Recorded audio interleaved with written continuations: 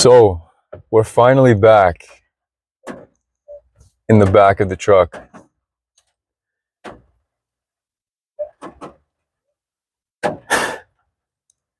It's been a while, eh? So today, you know that we're big chillin'. And today's topic, I wanted to talk about how you cannot box in the human experience. And as much as we like to label things and organize things for the sake of our own understanding, what's going on in this reality is so far beyond that. Our simple way of putting things in place, that it's honestly, in contrast, laughable that we do it.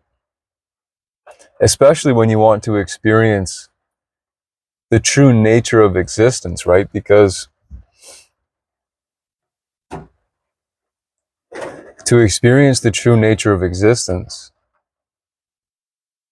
is to become silent and is to detach yourself from the attachments that you've made about what things are. Because so long as we continue to define reality in our human terms, on our human terms, that's the furthest our perception of the great mystery will be able to go. But if we can set aside the attachments, we set aside our limitations, and in silence, you discover what truly is. That isn't really what I wanted to talk about, but I'm glad that came out because that was kind of cool. But really, I wanted to talk about, for myself, I'm somebody who makes hip hop music. What some would probably categorize as hardcore hip hop music, original, old school hip hop music. I don't like the stuff that's out nowadays. It just sounds like crap to me, to be honest. I really admire what's considered to be the old school, even though it's not even old. And there are so many incredible lyricists and so many incredible duos, trios, just so many amazing hip hop artists to explore just in the 90s era. I at one point had 10,000 something songs downloaded onto my iTunes of just hip hop. And I still, I couldn't get through it all. There's just so many amazing artists. Anyways, so that's the kind of hip hop that I make, and you can actually find some of it on this channel. I haven't, maybe by the time I post this video, I will have shared a few of the songs. I'm going to start from the very first one I made when I was 21. And, yeah, anyways, I'm just going to continue to release those on this channel too. But I also make, actually, let me provide you some context in case you haven't heard any of the music yet. When I approach the microphone to make a hip hop song, I mean to speak nothing but the truth of reality, because that is what hip hop has been from the beginning. If you define the word hip and hop, well, what is it to be hip? To be hip is to be in the know, and to hop is a movement. So if you combine the two, it means to know movement, or consciousness movement. In a sense, it's saying in its own name that it is a movement of consciousness. And the reason why I bring that up is because hip hop from the beginning was about elevating the community. I just love it, man. I'm not going to go into the whole history and everything I know about hip hop. But basically, that's the kind of music that I write. That's the kind of music that I speak. Is the hardcore truth of reality. Not necessarily exposing industries like Hollywood and, I don't know what terms YouTube will allow me to say without scrubbing my video. But you know, there's just a lot of very dark stuff going on in the world. I'm well aware of what's going on in terms of what's going on in Hollywood in the music industry and with the corporations who run everything, with the banking families, with the oil families. There's a lot to touch on there, but I don't necessarily speak about those specific things. What I like to speak about really is the truth of who you are, the truth of what reality is, the truth of awakening to love, the truth. And that might sound so cheesy too, right? But I don't position my lyrics in a way where I'm just talking about love. I layer within something like,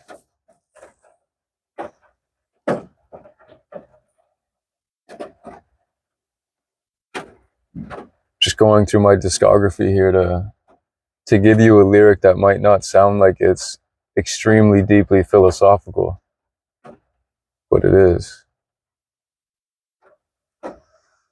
And this is what happens when you've written so many freaking songs, man. So many things to scan through.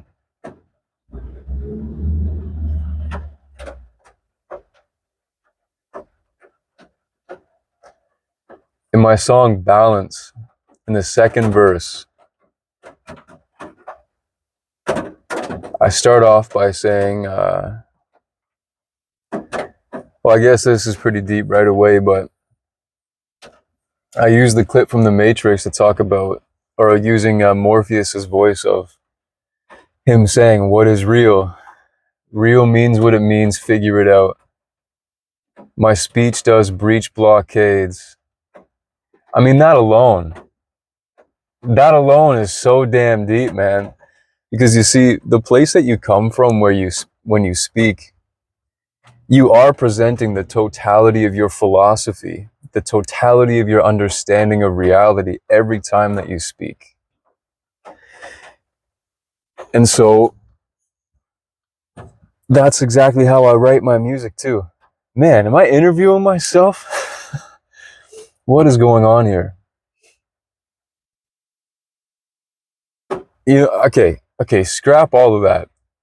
All right, let me put a stop in this. What I want to get at is just, I make hardcore hip hop music. I make music about truth. I make music sometimes about exposing people, but mostly about exposing you, exposing the bullshit that you continue to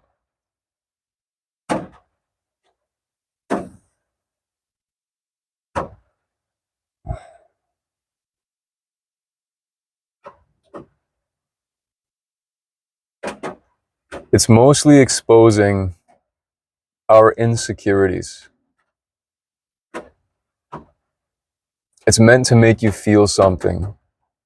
Whether it's good or bad, it's just meant to make you feel something and bring an awareness to that feeling. And then, on the other end of the musical spectrum, I make beautiful acoustic music that is nothing like the hip-hop music that I make. It's very soft, it's very touching, it's more actually about love, it's more about heartbreak, it's more about the journey, it's more about pain, it's more about, you know, the more emotional stuff, I guess you could say, versus when it's hip hop, I just want to show up and bring the rage when I spit, to quote the guru. But anyways, so I make both of these kinds of music, right? So what am I then? Am I a hip hop artist? Or am I an acoustic artist? Am I both? Which would you consider me? Whichever one that I'm better at? Perhaps it's not a matter of being an acoustic artist or being a hip hop artist at all. Perhaps it's a matter of those things just being an expression of my existence. In which case, Sure, you could call me an artist, but that's certainly not all that I am.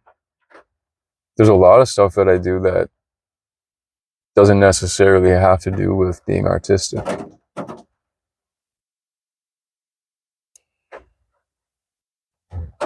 And I mean, you know, I guess you could say that, like Don Miguel Ruiz would say, that we're all artists because we all are creating our lives. We're all creating a grand painting of our lives. But really the point is just to show that there's no sense really in boxing ourselves into a specific category of what we are. Because as soon as I decide to say, okay, I am a hip-hop artist, I now approach the world as a hip-hop artist and that's what I am, well then that's how the rest of the world is going to perceive me. But that's only an aspect of me. That's merely a consequence of my love for life. So now if I begin to draw things and I want to pursue that for a little while and I have a bunch of paintings that I've done, well then, am I that kind of artist? Well, I suppose yes. But again, we tend to divide ourselves into these categories of, well, you have to pick one and you have to pursue that and that's who you have to become. But why? Why do I have to limit the expression of who I am because it better suits how other people are able to define me? It just doesn't make sense to me. Because I understand that I have all of these different passions. So many different passions. I want to make kids' books that help them associate different aspects of reality with empowering beliefs to instill within their subconscious. Then I'm a theta healer. I'm a spiritual healer. I'm a human experience guide. So, well, yes, I'm these things, but I'm also all of these things. And I get that for the sake of, for example, presenting myself to the marketplace, because what I love to do is the spiritual healing, is the human experience guiding, or the coaching, whatever you want to call it. That's what I love, man. But I love all of it. This is the thing. And so then if I'm making money doing one, is that what I decide to show up into society and say that this is what I am? I am the thing that makes me money? Or am I a limitless possibility? And is that how I choose to identify, which is paradoxical, right? It's cold, man.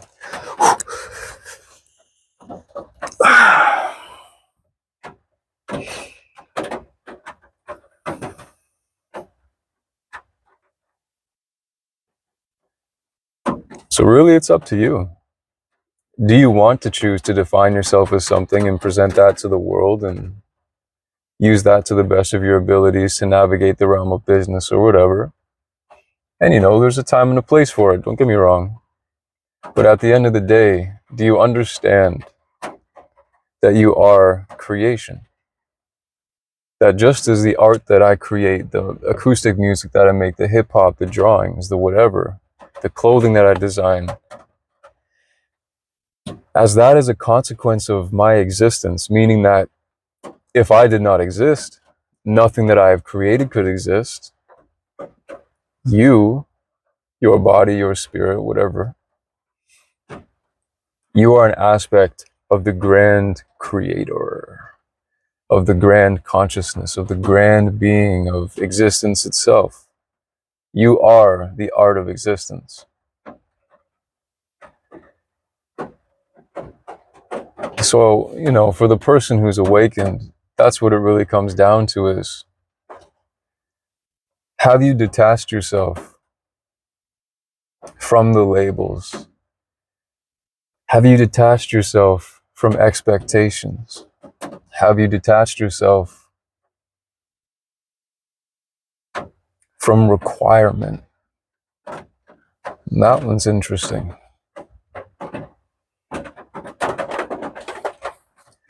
Because to detach yourself from requirement, you may consider that to be, well, if I detach myself from requirement, like doing what needs to be done, then how will I ever get anywhere? It's like with everything, there is a balance. Just because, say for example, today I know that I want to be the guy who creates that new version of human society by first creating the retreat center, and before that doing everything that I can to spread the message through all the things that I love, because that's my dream, right? Is to create a life where I'm doing the things that I love all the time to get attention on my business, to support myself, basically to build the life where my passion becomes how I sustain my life and how I support my family, but then how I'm also able to give back because I have the space and the time to do so. Really, that's what the earth is going to turn into, is everybody living out their passions anyways, because how do you get the best possible results out of somebody for a service? Well, if you have somebody who hates their job versus somebody who is absolutely in love with what they're doing, who do you think is going to provide you with more value and a better experience and just an overall better service? It's going to be the person who is so passionate about it, the person who thinks about it every single day, the person who watches the videos on it every single day to continue to enhance their understanding and their abilities, and then bring that forward in the expression of their service or of their purpose as a service. This is what I want to do with my life, and this is what I'm doing right now, actually. The reason why I'm making this video.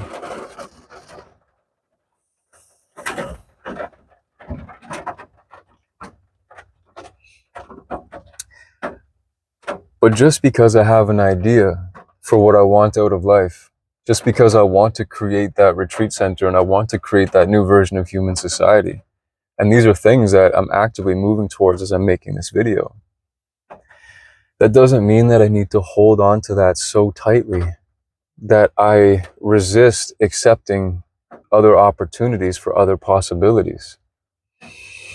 Because ultimately, what life is wanting from all of us is to experience the fullness of the choices that we make. And if I'm to deny opportunity because I don't see it as being,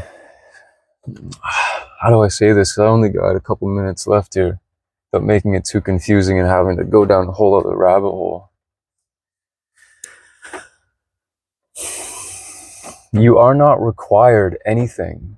You are not required to do anything from life.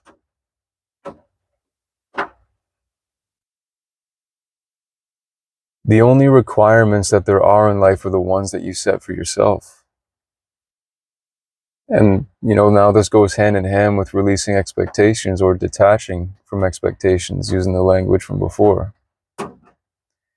If you set a requirement up for your life and you fail to obtain it, and you fail and you fail and you fail, having the expectation that you have to fulfill the requirement, but you just can't, and it's just not happening, it'll destroy you, man. And there must come a time in order to actually fulfill that requirement that you've set, where you finally release the expectation. You release the desire for the outcome. But how does that make sense? Why would I release the desire for the outcome if that's what I want for my life, right? That's the question that comes next. There must be a distinguishing between that which you want and that which you need. And if it's something that you want, well, it doesn't make sense then to continue clinging to it energetically as if it's something that's always out of reach from you. That is what is meant by releasing the requirement, by releasing the expectation, by releasing the desire for the outcome, is yes, have the desire, plant the seed, continue building and working towards this, the fulfillment of the purpose, of the fulfillment of the growth of the seed. But release having to have it happen. Well, that took a few turns I didn't really expect it to. I didn't really expect to go into the hip hop and all that deeply and kind of the rest of it. But yeah, you're an infinite possibility. There's no requirement for you to say that you're this, that, or the other thing. Couple seconds. I love you. Have a great day.